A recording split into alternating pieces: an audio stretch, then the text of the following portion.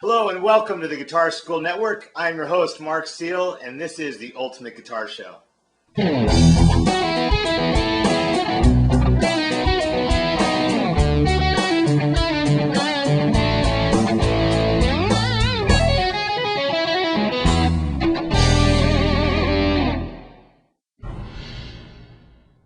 All About Technique. Today on All About Technique, we're going to be dealing with palm mutes.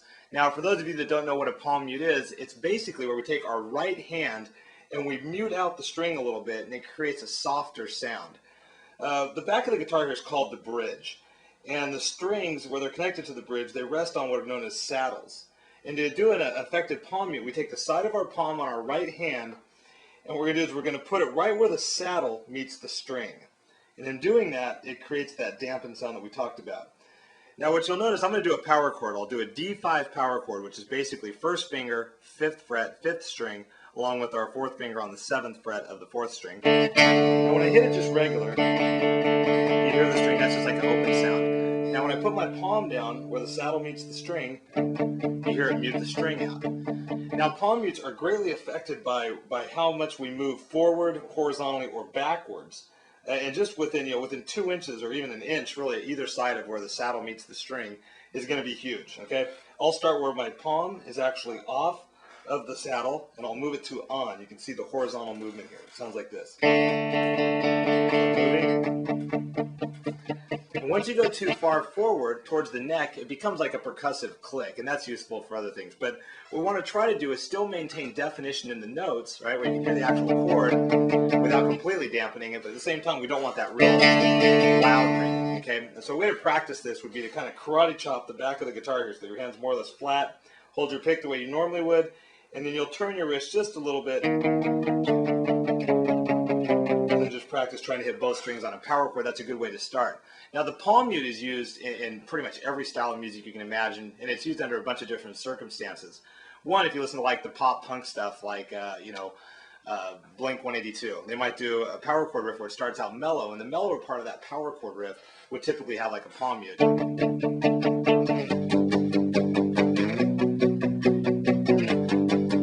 when they want to add a little bit of dynamic, they might change patches, which I'm going to do right now. We'll go to a distortion patch, and then what you'll hear is that it's a little bit heavier, but I'll still keep the palm mute. And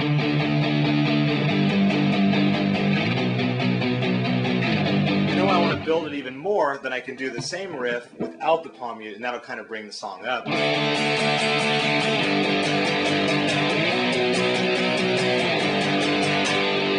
it starts out really mellow, and you can continue to build. It's a great tool for having the song kind of start mellower and build up, or if you want to bring a song down, you can go into a palm mute. Now another place you're going to see palm mutes used a lot are when people make rock riffs, if you will, with open 6th strings or open 5th strings or even open 4th strings for that matter. For example, would be like I might hit a power chord on the 7th fret 5th string, which would be E, and then I might hit the 6th string open, right? When I do that open 6th string, if I use a palm mute, it sounds pretty cool. Check this out.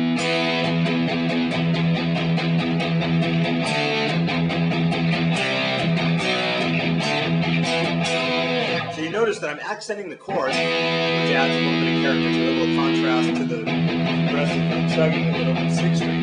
And if I hit that open 6th string without palm mute, it's kind of a nonsense. But if I palm mute it gives it just more of a groove to it. So if I add some kind of riff.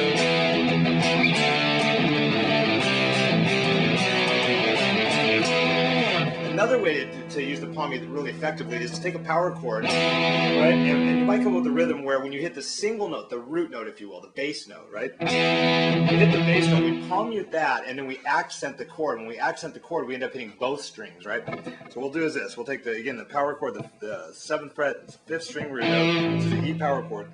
We'll accent the chord by hitting both strings. Then we'll hit the 5th string by itself with a palm mute.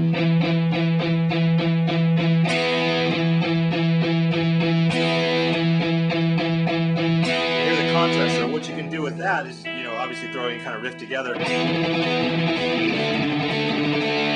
every time you hit the single note, it's a palm mute whenever you accent the chord. And you can do that in any percussive pattern you want, really. One that I kind of like is if you do like kind of a gallop, where you accent the first chord.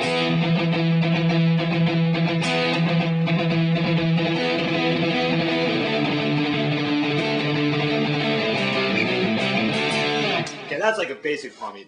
Now you can try this with chords as well. You can make, let's go back to our clean channel, and what we can do is we can, hit a regular bar chord in our page 8 individual notes and have the palm mute there.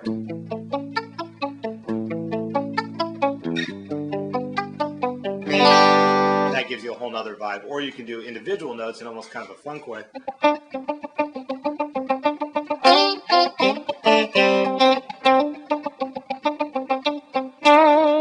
Alright, so that's basically the palm mute. Now, how to practice it. Basically, every style of music that you know, every chord that you know, every little riff that you know, every power chord progression you know, try to find a way to incorporate the palm mute into it.